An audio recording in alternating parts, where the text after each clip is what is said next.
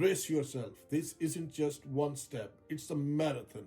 6 years, 4 separate applications, and the fee, lot of fee. Let's break down that the government charges you. Just the official cost, no lawyers, no extras, just the basics. So the stage 1 is initial spouse visa application, which is given to you for 2.5 years. Apply from outside the UK, that's £1,538. Apply inside the UK, £1,048. Then comes the Immigration Health Surcharge, which is £1,035 per year. That's another £2,587 up front. Yes, just to access the NHS. Running total so far around is £4,125. So stage 2 is extension, which is another 2.5 years. Oh yes, you'll need to renew another £1,048 for application and add another £2,587 for IHS.